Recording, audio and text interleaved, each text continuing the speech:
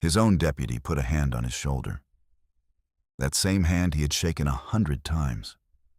The hand that had covered his back in gunfights, stood beside him at his wife's grave, built 6 years of trust so solid that Marshal Cole Britton never once thought to question it.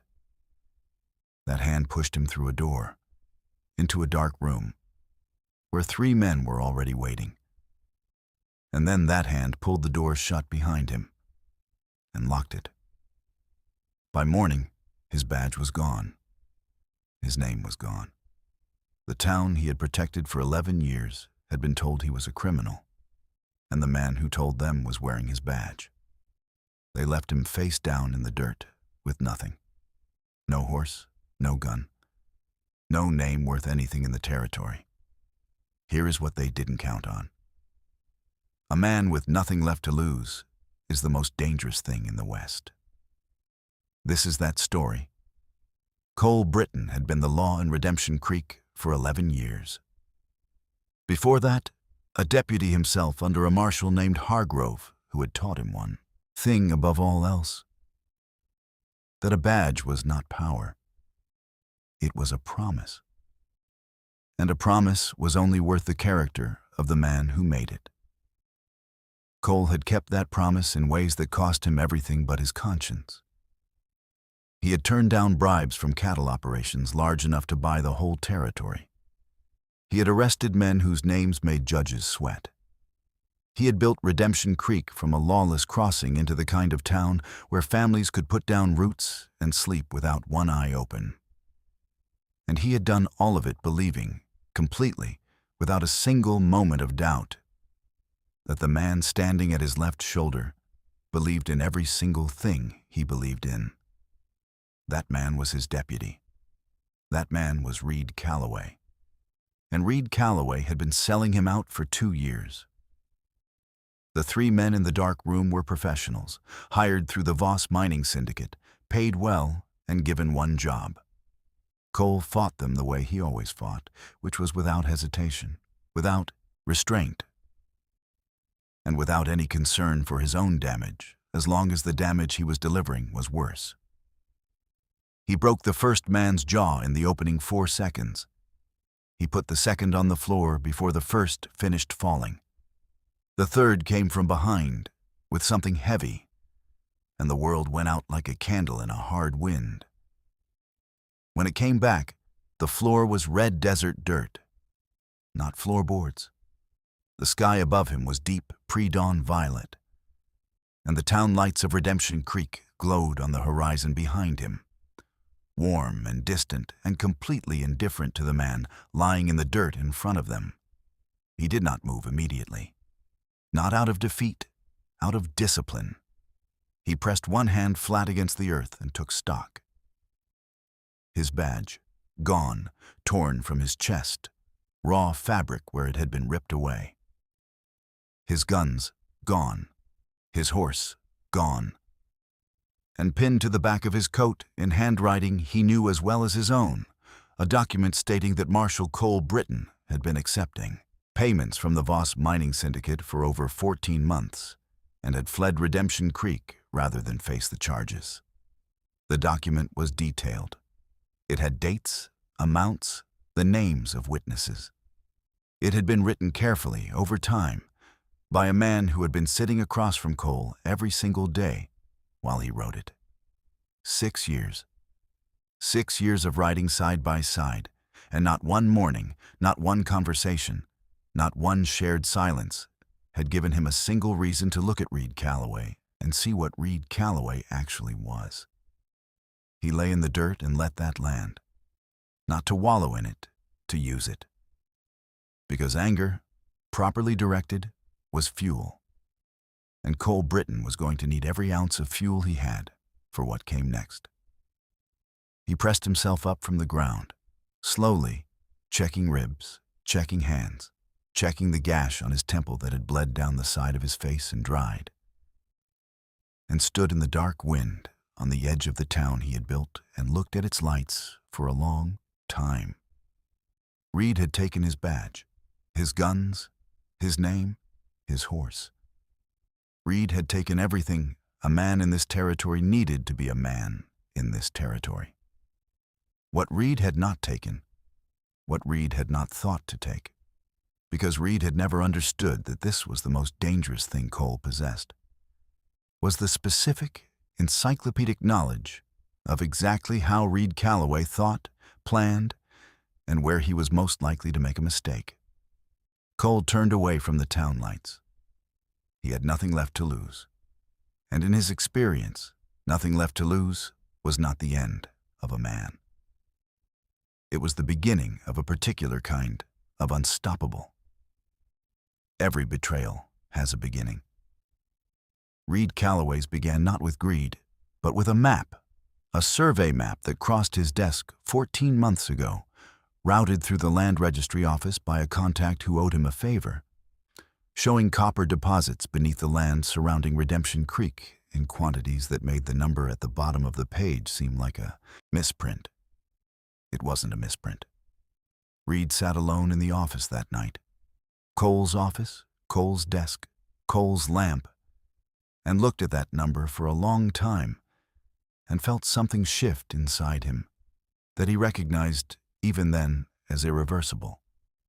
The Voss mining syndicate had found him 3 days later, which told Reed that they had been watching him the same way he had been watching the map, patiently, from a distance, waiting to see what kind of man he was before making their approach. The man who came to see him was quiet and well-dressed and spoke in the measured, unhurried tones of someone who had made this kind of offer before and knew exactly which words worked and which ones didn't. The offer was simple: cooperative law enforcement during the acquisition and extraction phase, in exchange for a share of the proceeds that would make the number on the survey map seem modest. The only obstacle, the man had said, with a delicacy that Reed appreciated, was the current Marshal. Reed had taken 2 weeks to decide. He told himself he was thinking it through carefully, examining it from every angle, being thorough the way Cole had trained him to be thorough. What he was actually doing was watching Cole. Watching him work, watching him make decisions, watching the absolute, uncomplicated integrity that Cole brought to every interaction. And asking himself whether that integrity was a thing he had ever genuinely shared, and whether he had simply been performing it for 6 years, waiting without knowing it for a reason to stop. The answer, when it arrived, was quiet and final, and told him more about himself than he wanted to know. He sent a message to the Voss syndicate the following Tuesday. The framing operation took 8 months to construct. Reed was meticulous about it. Cole had trained him to be meticulous. And the irony of using the Marshal's own lessons as the architecture of his destruction was not lost on Reed, though he filed it away and did not look at it again. The forged bribery records were built on real paper from the land registry office, backdated with careful attention to ink aging and paper weathering. The paid witnesses were sourced through the syndicate's network. 2 drifters from outside the territory with no local connections, and 1 local man, a feed store owner with debt and a sick wife, who had been approached with the particular combination of money and implied threat that Reed had learned produced compliance without the unpredictability of genuine loyalty. The night he pushed Cole through that door, Reed had stood in the corridor for exactly 4 seconds after the lock clicked. Long enough to hear the sounds of the fight beginning inside, long enough to confirm it was proceeding as planned, and then walked back to the office and sat down at Cole's desk and waited. By morning, he had presented himself to the town council as the reluctant acting marshal, his expression precisely calibrated to the occasion. The council accepted it. The town accepted it. The lie settled into the structure of Redemption Creek like a load-bearing wall, and Reed sat behind Cole's desk and looked at Cole's badge. His badge now, re-stamped, and told himself that the cold feeling in his chest was temporary. He was still telling himself that 10 days later, when he noticed for the first time, that the lamp on his windowsill had gone out in a wind that hadn't been there a moment before, and the room felt very large. And he sat alone in the dark for a long time before he trusted himself to strike a match. The first rule of surviving a setup is simple. Disappear before the setup finds you. Cole was gone from the outskirts of Redemption Creek before the sun came up, moving east through the broken hill country on foot, keeping to the draws and the scrub cover and away from any road where a face might be recognized or a question might be asked. He had one advantage that Reed had not fully accounted for. 11 years of law work in this territory had given him a map in his head that no amount of document forgery could take away. He knew every ranch, every water source, every shortcut and dead end between Redemption Creek and the territorial capital. He knew which people in this country kept their doors open and which ones kept them closed, and he knew, specifically, that 8 miles east of town there was a homestead belonging to a woman named Margaret Hale, who owed him nothing but who had a quality that was rarer than money in the frontier: the ability to look at a situation and see it clearly without the interference of what she wished it was. Margaret Hale fed him before she asked a single question, which told him everything he needed to know about her read of the situation. She put food on the table and cleaned the gash on his temple with the brisk, unsentimental efficiency of a woman who had done harder things than this.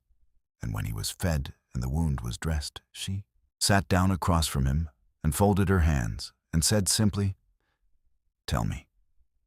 He told her everything, from the beginning, without framing it to make himself look better than the facts supported. She listened with the complete, undeceived attention of someone who had spent 60 years developing a precise instrument for detecting the difference between what people said and what was true. When he finished, she was quiet for a moment. Then she said she had always thought there was something wrong with Reed Calloway's eyes. "Too still," she said, like a man who had learned to perform the expressions rather than feel them. Cole had not noticed this. He sat with that for a while. The fact that a 63-year-old woman running a ranch alone had seen something in 6 minutes that he had missed in 6 years. And he let it adjust something in his understanding of his own perception. Because accurate self-knowledge was a survival tool, and he could not afford to carry any that was wrong. Then he set it aside and focused on what came next. He needed to reach a man in Calvera, a former Pinkerton detective named Obie Marsh, who ran a hardware store and kept paying attention to things out of professional habit, even though he'd been out of the business for 8 years. Obie had contacts in the Territorial Land Office. He would know about the Voss Syndicate's copper surveys. And more importantly, Obie knew how evidence was built and how it was broken. And Cole was going to need both of those skills before this was finished. Margaret gave him a horse without being asked, an old bay gelding she called Consistent, saddled and provisioned before dawn, and $30 in coin and a rifle from her late husband's collection, and enough dried food for a week. Cole tried to tell her he would pay her back. She told him she hadn't asked him what he was going to do. She had told him what she was doing, and those were 2 separate conversations. He rode out before the sun was fully up, heading south toward Calvera, and did not look back because looking back was not a useful direction. The road ahead was 3 days long, and he used every mile of it to think not about the betrayal, which he had processed and closed in the dirt outside Redemption Creek, but about Reed Calloway's plan, where it was strong, where it was weak, and where the single most likely point of failure was hiding. The answer came to him somewhere in the second day, in the flat mid-morning light on a stretch of ochre road between 2 low hills. Paid witnesses. Reed was thorough, but paid witnesses were human beings, and human beings had the persistent, ungovernable tendency to talk when the pressure of silence became greater than the pressure of consequences. Reed would have managed them carefully, kept them close, kept them paid, kept them nervous. But nervous people leaked. Managed people resented the managing. And resentment, in Cole's experience, was the crack in every wall that looked solid from the outside. He filed that thought away and kept riding, and arrived in Calvera on a gray afternoon under an undecided sky, and tied his horse outside Obie Marsh's hardware store, and went inside to begin the work of taking Reed Calloway's careful construction apart. Obie Marsh looked up from the counter when Cole walked in and took in everything. The healing gash, the borrowed horse visible through the window, the absence of a badge, the particular quality of stillness in Cole's eyes that meant a decision had been made, and the only remaining question was execution, and said nothing for a long moment. Then he put down what he was holding and said, "I wondered when you'd come through." That was the thing about Obie Marsh.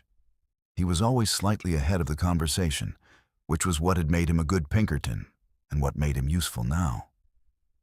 Cole pulled up a stool and sat carefully on account of his ribs, and they got to work. Obie knew about the Voss syndicates, copper surveys, had known for months, through the same land office network that had fed Reed the original map. He laid out what he knew with the clean, sequential clarity of a man who organized information professionally.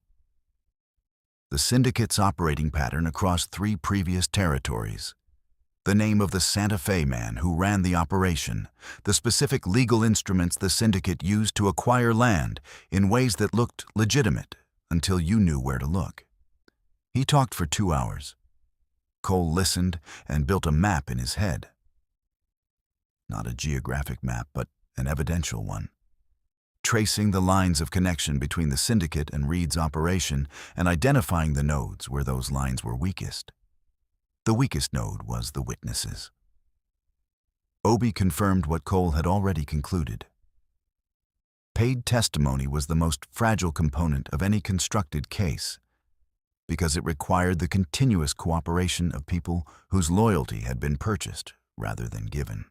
The 2 drifters Reed had sourced through the syndicate were stable in the short term. No local connections, no local stake. But they were also mercenaries, and mercenaries recalculated when the risk profile changed. The local witness was different.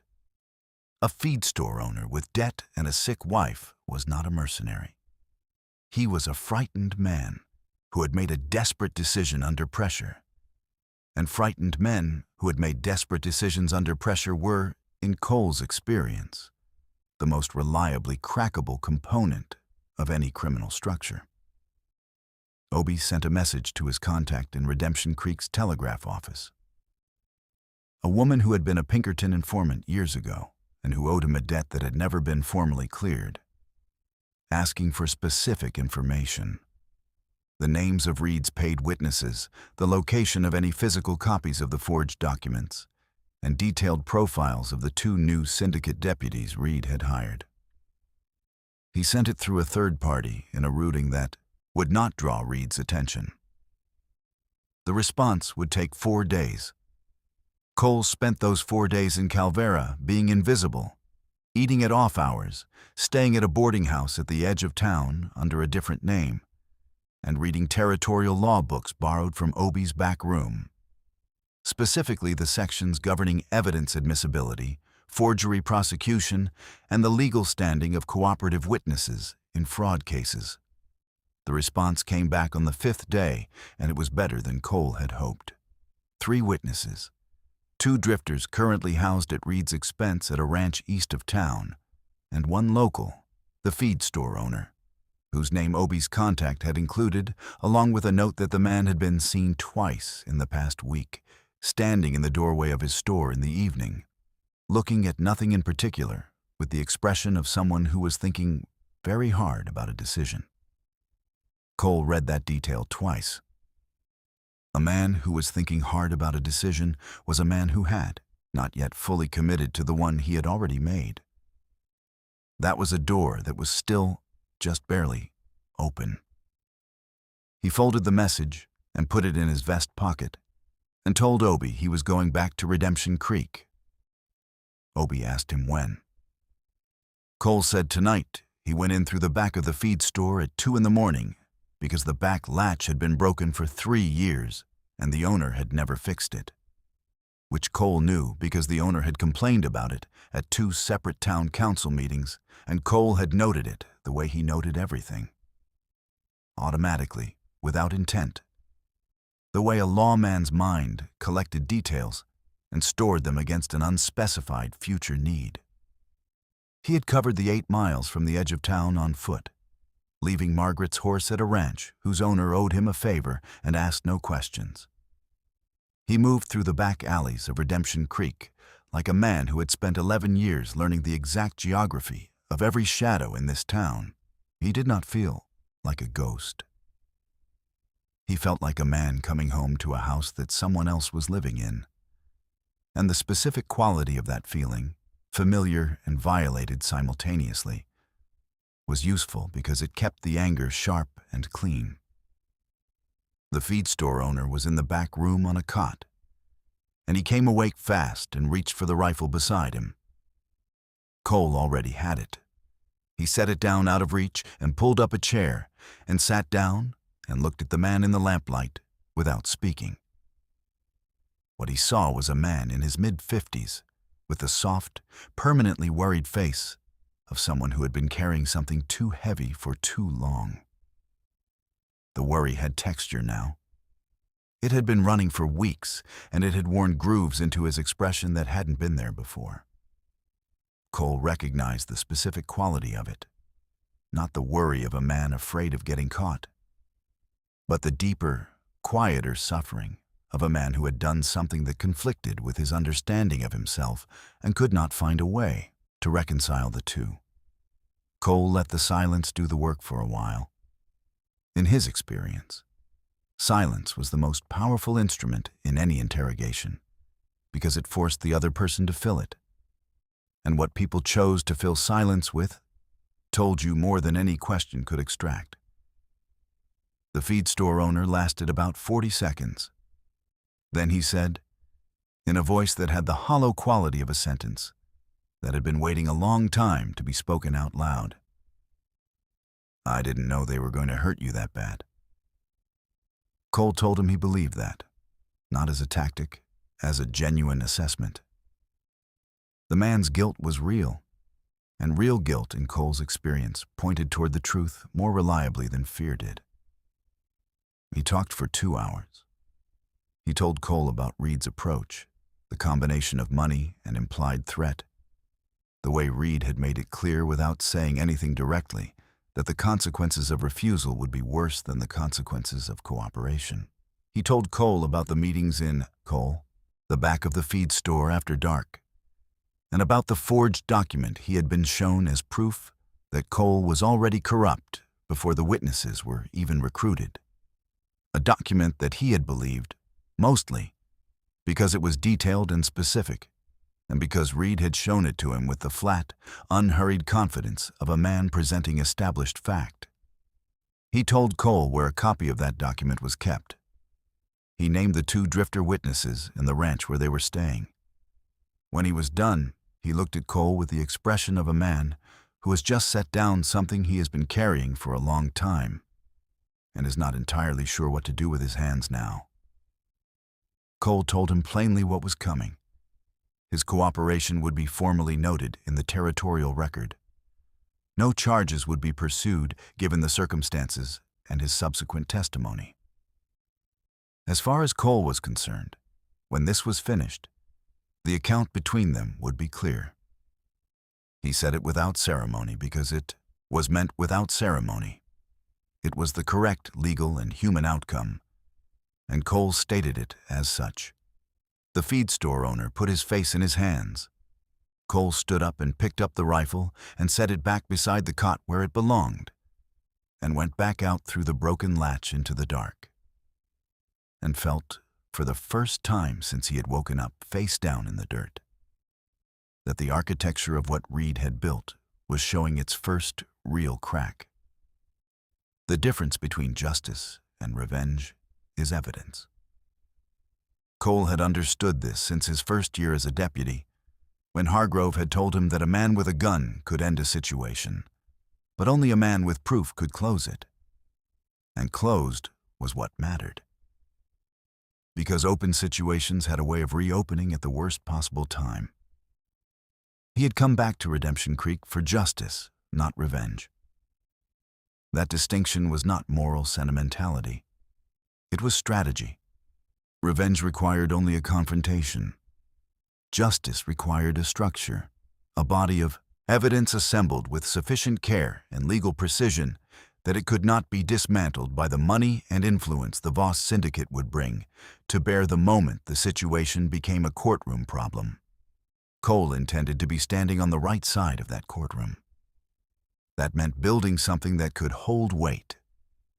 He worked out of Obie's back room for 6 days, with the focused, systematic intensity of a man who knows exactly what he is building and exactly what each component needs to do. The forged bribery records were the foundation of Reed's case against him. Crack those, and the entire structure came down. Obie sent the documents to a certified examiner in Santa Fe through a contact who could guarantee discretion and speed. The examiner's response came back on the 3rd day. 3 specific inconsistencies in paper stock and ink composition, establishing that the documents had been created no earlier than 8 months ago, directly contradicting their stated dates. That finding, properly certified and notarized, was enough to reopen the case. It was not enough to close it.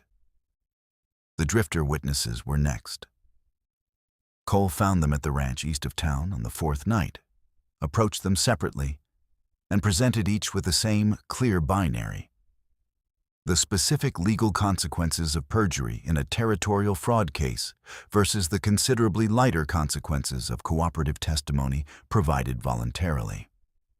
Neither man took longer than 5 minutes to make his decision, which confirmed Cole's assessment that their loyalty to Reed's arrangement was financial rather than personal, and therefore subject to straightforward renegotiation. He took their statements in Obie's back room with a territorial notary present, a woman named Clara Betts, who had been doing this work for 20 years and who had a gift for making people feel that what they were signing was both important and inevitable. The feed store owner's testimony was the most valuable piece because it was local, because it was specific, and because it described Reed's method of operation in the kind of granular detail that only a direct participant could provide. It also described the forged document Reed had shown him as proof of Cole's corruption. And that document, cross-referenced against the examiner's findings on the forgery timeline, established a sequence of events that put Reed's conspiracy together in a way that left very little interpretive room. Cole read the completed evidence package 3 times, looking for the weakest point from the perspective of a defense attorney paid by the Voss syndicate's considerable resources. He found 2 places where the chain of evidence could be challenged. He spent the 5th day strengthening both of them. What the evidence package could not address was Reed's 2 syndicate deputies, men who operated outside the law by design and who would not be moved by legal argument. They were a physical problem which required a physical solution, and Cole was one man with cracked ribs and a borrowed rifle. He needed help, and the honest acknowledgement of that need led him to a name he had been avoiding for personal reasons: Frank Dubose. Former Army sergeant, former close friend, the most stubborn man Cole had ever met, and a man who had not spoken to Cole voluntarily in 4 years, following a legal judgment that Frank believed was wrong. Cole sat in Obie's back room on the 6th evening and looked at the evidence package stacked on the table before him, solid, thorough, almost complete, and decided that whatever the personal cost of asking Frank Dubose for help, it was a cost he was prepared to pay. There is a particular kind of courage in asking for help from someone you have hurt. It is not the dramatic courage of a gunfight or the physical courage of walking 90 miles on 2 bullet wounds. It is quieter and, in its way, harder, because it requires setting aside pride and justification, and the comfortable story you have been telling yourself about who was right, and standing in someone's yard with your hat in your hands and asking for something you have not earned the right to ask for. Cole rode to Frank Dubos's ranch on the 7th morning, knowing that Frank might send him away, knowing that Frank would be entitled to send him away, and going anyway, because going was the right thing, and Cole had spent his whole life doing the right thing, even when it cost him. Frank came out on the porch when he heard the horse and stood with his arms crossed, the default posture, Cole remembered, the posture Frank used when he was waiting to be convinced of something, and looked down at Cole in the yard without speaking. Cole got off the horse and stood in the dirt and told him the whole story the same way he had told Margaret Hale. From the beginning, without omissions, without framing it in a way that made himself look better than the facts supported. Frank listened with the careful measuring attention of a man who had spent years as a soldier being briefed in conditions where missing a detail cost lives. When Cole was done, Frank was quiet for a long time. Then Frank said that he already knew most of it.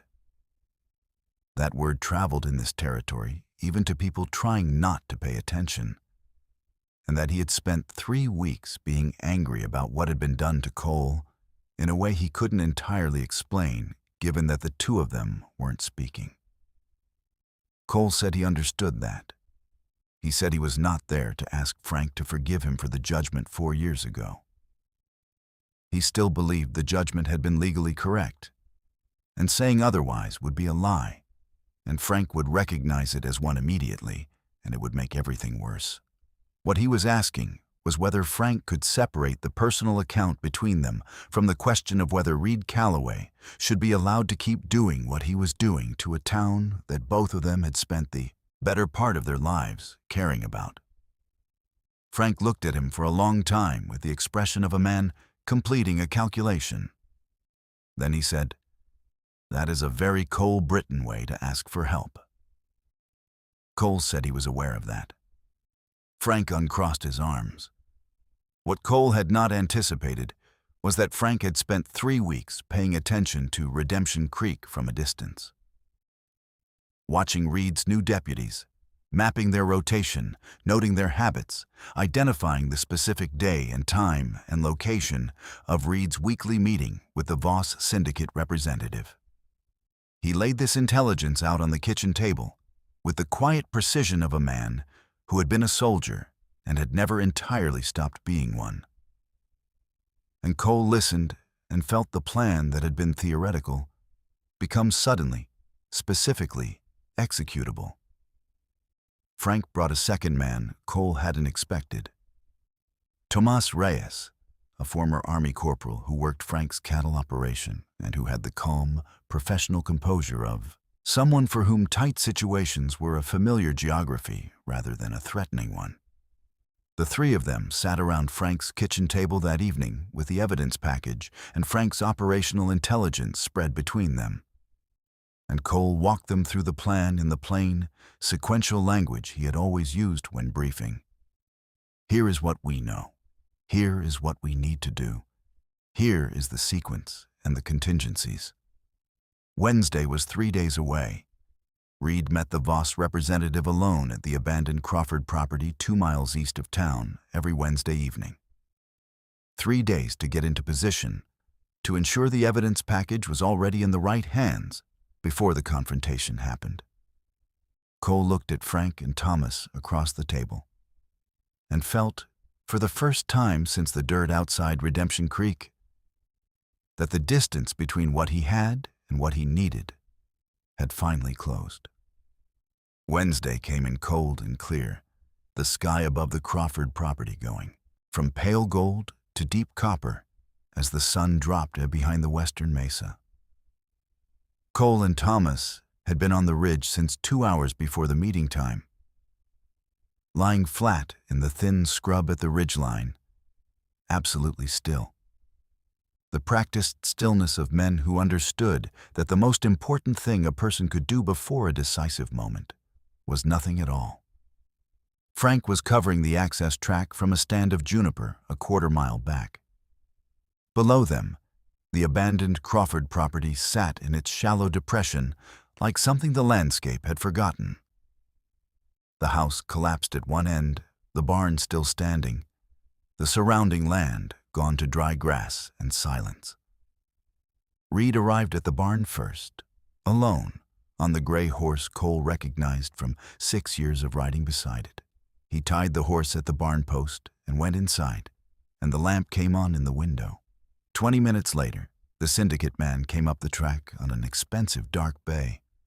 Well-dressed, unhurried, the posture of a man arriving at a routine appointment.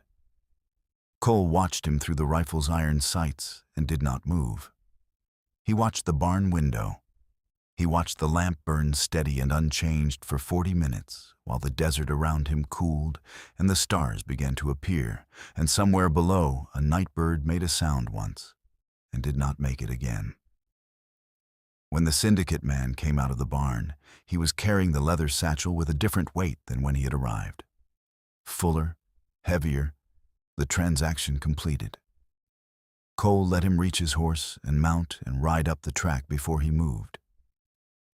He needed Reed alone for what came next, and he needed the syndicate man clear of the property and unaware until the right moment. The territorial deputy who had been telegraphed that afternoon was waiting on the Santa Fe road 3 miles out. Cole had timed it carefully. Tomas tracked the syndicate man from the ridge until he cleared the property, then gave the signal. Cole came off the ridge, covered the ground to the barn in a long, silent arc that kept him out of the lamplight from the window, moving the way he had always moved when the approach mattered. Low and quiet, and with the absolute patience of a man who had learned that the last 20 feet before a confrontation were the 20 feet where most people made their mistake. He flattened against the barn wall beside the door and listened. Reed was inside, alone, paper rustling, counting something, reviewing something, doing the accounting of a man who believed his business was concluded. Cole gave him 30 seconds. Then he pulled the door open and went in. Reed turned from the table and looked at Cole standing in the barn doorway, and the color left his face in a single, total departure that Cole found quietly satisfying after everything. The lamp burned between them. The barn was large and dark around its single circle of light. For a long moment, neither man spoke, just looked at each other across the space where 6 years of trust had used to be. And Cole let that silence do what silence always did, which was to make the truth of the situation unavoidable for everyone in the room. Then he said, in the quiet, level voice he had always used when a situation was already decided, "Take the badge off." Reed talked first, which Cole had expected because Reed had always been better with words than with silence. And a man confronted with a collapsing plan reaches for his best tool. He talked about pragmatism and the way things actually worked versus the way Cole had always insisted they should work. He talked about the syndicate's reach and the futility of fighting an organization with that kind of money and legal infrastructure behind it. He talked about the specific personal costs to Cole of pursuing this versus the benefits of accepting a portion of what was on offer and starting somewhere new. It was a well-constructed argument. Cole stood in the barn doorway and let him finish every word of it. Then Cole told him about the evidence package, the forged document analysis, the 3 signed witness statements, the notarized testimony of the feed store owner, the certified findings of the Santa Fe examiner. He told him about the territorial marshal's office in Santa Fe, which had received a complete copy of the package 4 days ago, along with a covering letter that laid out the case in sequential, legally precise language. He told him about the syndicate man, currently riding toward a territorial deputy waiting on the Santa Fe road. Reed's expression moved through its configurations as Cole spoke, calculation, reassessment, and finally something that was trying to be composure and not entirely succeeding. Outside the barn, Frank and Tomas were in position, which Reed discovered when Cole gestured him through the door and the two men stepped out of the darkness.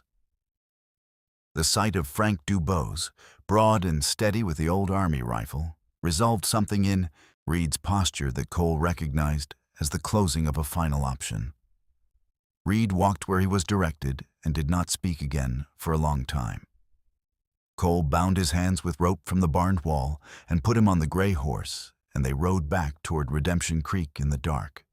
4 men on 3 horses, and the town lights came up on the horizon slowly, the way they always did from this direction. Warm and specific and, this time, waiting. The 2 syndicate deputies were in the office when Cole walked through the door. What followed was brief. Frank was faster than either man expected, and Thomas was faster than Frank. And within 40 seconds, both deputies were disarmed, and the situation was resolved with a clean, professional finality that Cole appreciated. He set Reed Calloway down in the chair across from what had been Cole's desk for 11 years. His desk again now, effectively, the moment the badge had changed hands in the barn, and looked around the office at the small alterations Reed had made in 6 weeks to a space Cole had occupied for 11 years. The things moved. The things changed. He looked at all of it with the steady, cataloging attention he brought to every scene. And then he got to work. The territorial marshal arrived from Santa Fe 4 days later and reviewed the evidence package with 3 hours of thorough, unhurried questions that told Cole the man took his work seriously. At the end of the review, he told Cole the case was solid, the forgery finding was particularly clean, and that the territorial governor's office was taking a specific interest in the Voss Syndicate's operational pattern across multiple territories, which had implications that extended considerably beyond Redemption Creek. Reed Calloway was remanded to the territorial court in Santa Fe. The syndicate man who had been stopped on the road was facing separate charges. The 2 deputies were charged as accessories. Aldous Voss himself had not yet been charged, but, the territorial marshal said, with the measured certainty of a man who had seen how these things developed, that the governor's interest had a way of producing results.